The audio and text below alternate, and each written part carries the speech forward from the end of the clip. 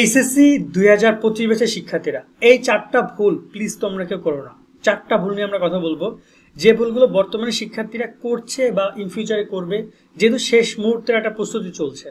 Already অনেকেই দেখতে পাচ্ছি এই বিষয়গুলো নিয়ে শিক্ষার্থীদেরকে সাবধান করলো, শিক্ষার্থীরা বুঝতেছে না, আবার দেখা যায় গুছিয়ে কেউ বলছে না, জাস্ট মুখে মুখে বলছে হালকা করে। দেখা যায় এই চারটা পয়েন্ট অনেকে মিস করতেছে। সো প্রথমে আমি বলবো যে মনোযোগ দিয়ে ভিডিওটা শেষ পর্যন্ত দেখো, আশা করি তুমি উপকৃত হবা। তাছাড়া তোমাদের এই পরীক্ষা নিয়ে ইম্পর্টেন্ট সাজেশন অলরেডি প্রত্যেকটা সাবজেক্টে আপলোড করা হয়েছে আমাদের, সেটা সায়েন্স, কমার্স, আর্টস, এবং গাইডলাইন ভিডিওগুলো প্রকাশ করা হয়েছে, সেগুলো দেখে নিও। তার সাথে তোমাদের দৈনিক একটা রুটিন নিয়ে ভিডিও করতে চাচ্ছিলাম, তোমরা কোনো দৈনিক রুটিন নিয়ে ভিডিও চাও কিনা সেটা কমেন্টে জানাতে পারো। সেকেন্ড ব্যাপার হচ্ছে যে পরীক্ষার সময় গুরুত্বপূর্ণ সাজেশন ভিডিও পাবা আরও শর্ট করে, যেটা আমরা প্রকাশ করেছি সেটা তো করেছি, দেন আরও শর্ট করে তোমাদের সাজেশন ভিডিও পাবলিশ করা হবে। দেন তোমাদের হচ্ছে যে পরীক্ষার পরে প্রত্যেকটা প্রশ্নের উত্তর প্রদান আমাদের এখানে তোমরা পাবা, অ্যান্সারগুলো মিলাই নিতে পারবা। দেন তোমাদের রেজাল্ট, দেন বিশ্ববিদ্যালয় ভর্তি অনেক ইনফরমেশন তোমরা আমাদের কাছ থেকে পাবে। আমাদের সাথে যুক্ত থাকো।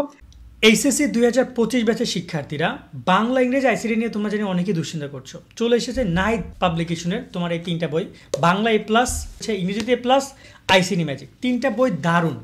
বাংলা A+, বাংলার প্রথম দ্বিতীয় পত্রের জন্য বেস্ট তোমার সলিউশন হতে পারে, এবং কিউআর কোড স্ক্যান করলে ভিডিও ক্লাসগুলো ইউটিউবে দেখতে পারবা। ইংরেজিতে A+, ইংরেজির যে A+, ইংরেজি ফার্স্ট পেপার, সেকেন্ড পেপার, অনুবাদ থেকে শুরু করে শর্টকাট যত টেকনিক আছে সব কিছু তুমি এই বইতে পেয়ে যাবা। তার সাথে রয়েছে আইসিটি ম্যাজিক, MCQ, বিগত সালের প্রশ্ন, সিকিউগুলো টপিক ভিত্তিক অনেক সুন্দর করে লেখা আছে। তো তোমরা এই তিনটা বই কিনতে পারবে night24.com থেকে। আর নিচে আমরা তাদের নাম্বার দিয়ে রাখছি, সেখানে কল করো বা হোয়াটসঅ্যাপে মেসেজ করো, তোমরা অর্ডার করতে পারবা। এবার আসে ভুল নিয়ে কথা বলতে। প্রথম 1 নম্বর যে ভুলটা নিয়ে কথা বলবো সেটা হচ্ছে আনন্দ। সামনে কোরবানি আসতে যাচ্ছে, হয়তো এখনো কোরবানির রেশ আমাদের মধ্যে ঢুকেনি, বাট কোরবানির ঠিক 1 মাস 1.5 মাস আগে, আগের কালের সময় যখন আমরা ছোট ছিলাম, ছোট বলতে আমি যখন কোরবানি দেখেছি, ধরে নাও যে আমি এসএসসি পরীক্ষা যখন দিয়েছি 13তে, এইচএসসি দিয়েছি 15তে, এখন প্রায় 10 বছর আগে, তখন কোরবানির আমেজটা অন্যরকম ছিল। বাট এখন কম, আমি জানি অত বেশি কোরবানি লাগে না। ঠিক কোরবানি 2-4 দিন আগে গরু ফেসবুকে দেখলে মনে হয় কোরবানি, এর আগে মনে হয় না। বাট বাই দ্য ওয়ে, মূল কথা হচ্ছে কোরবানির সময় কিন্তু তোমাদেরকে দেখা যায় এদিক যাওয়া লাগতে পারে, ওদিক যাওয়া লাগতে পারে, আত্মীয় স্বজনের বাড়িতে যাওয়া লাগতে পারে, প্রচুর খাওয়া দাওয়া লাগতে পারে, কন্ট্রোল করতে হবে। মনে রাখবা যে পরীক্ষা তোমার এই একটাই কোরবানি, সামনের বছর ইনশাল্লাহ আসবে, তুমি বেঁচে থাকলে আল্লাহর রহমতে, এবং অবশ্যই আসবে।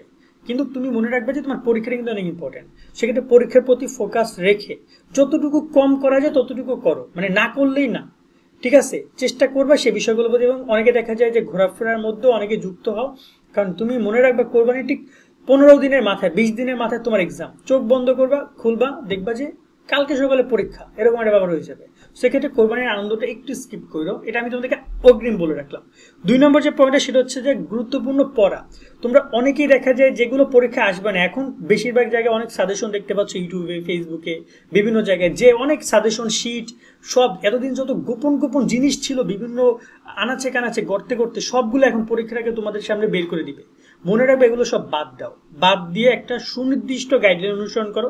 সেটা অনলাইনে অন্য কোনো টিচার হতে পারে, অনেক ভালো ভালো অনেকে টিচার পড়াচ্ছে, বা গাইডলাইন অনুসরণ করতে পারো, সাজেশন অনুসরণ করতে পারো। একটা দেখো, সেটা অনুযায়ী পড়ো। প্রতিদিন একটা করে সাজেশন দেখবা, নিজের মতো করে পরিবর্তন করবা, কম্পেয়ার করবা, ওর এইটা ছিল, ওর এইটা ছিল, সেটা মিলছে কিনা, এরকমের বাদ দাও এগুলো। রিল্যাক্সে তুমি পড়ো, যে কোনো একটা বা দুইটা টিচারের সবকিছু ফলো করে দেন কন্টিনিউ করো। এত বারবার মানে এক প্রকার বলা যায় যে সব জায়গায় মুখ দিও না, তাহলে একসময় দেখবে যে পেট খারাপ হয়ে গেছে। ঠিক আছে? তুমি তোমার হাতে সময় খুবই কম, সময়টাকে নষ্ট করো না।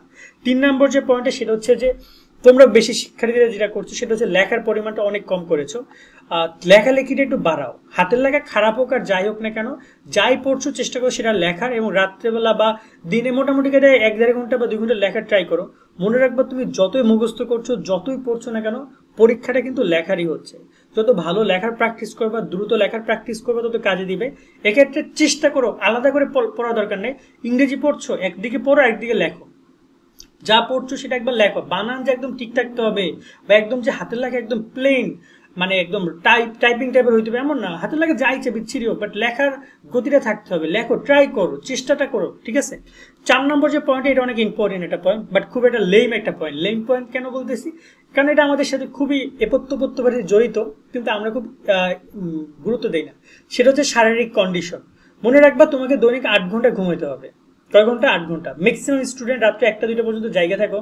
আমি জানি না এগুলো কেন করতেছো। মনে রাখবে যে তোমাকে নিজের দিকে নিজের চ্যালেঞ্জ করতে হবে, যে আমি ঘুমাবো আজকে 10টা 11টার মধ্যে বা 12টার মধ্যে আমি ঘুমাবো। আমি ঘুমানোর আগে মোবাইল ধরবো না, আমি মোবাইল দূরে রাখবো। ঠিক ঠিক আছে, তোমাকে নিজেকে মধ্যে নিজে চ্যালেঞ্জ দিতে হবে।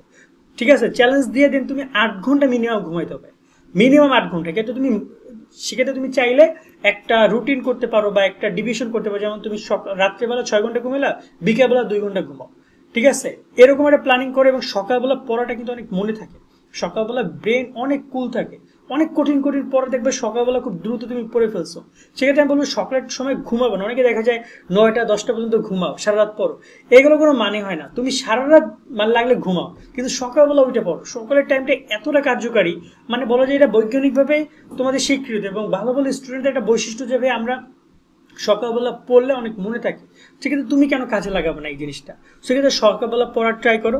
আর সুস্থতার ক্ষেত্রে আরেকটা ব্যাপার হচ্ছে খাবার। দেখো কোরবানি আসতেছে, গরু প্রচন্ড খাবার আমি ভালো করে জানি, খাও, কিন্তু যতটুকু নয় ততটুকুই, ঠিক আছে, যে যতটুকু তোমার শরীরে নিতে পারে। আবার দেখেছো অনেকে এই যে গরমের মধ্যে তোমার অসুস্থ হইতে পারো, জ্বর ঠান্ডা লাগতে পারে।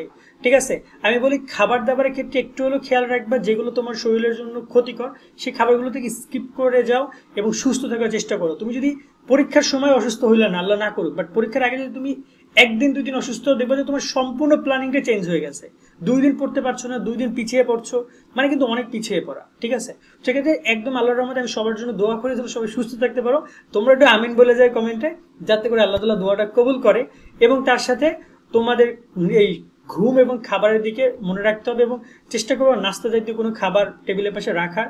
নাস্তা বিস্কিট হতে পারে, মুড়ি হতে পারে, ক্ষুধা লাগাইতে দিবা না। ক্ষুধা হচ্ছে যে তোমার যত তুমি ক্ষুধা লাগাবা, ব্রেন হচ্ছে তোমার খাবার যে একটা ক্ষুধা চাহিদা ও চাইতে থাকবে। আবার বেশি খাইলে ব্রেন খাবার হজম করতে ব্যস্ত থাকবে। সমস্যা দুইটাই, সো ক্ষুধা পেটে থাকা যাবে না, ভরা পেটও থাকা যাবে না। ঠিক আছে, এই বিষয়গুলোর প্রতি খেয়াল রাখবা। আজকের মতো এখানে বিদায় নিচ্ছি, সকলে অনেক ভালো থাকবে, আল্লাহ হাফেজ।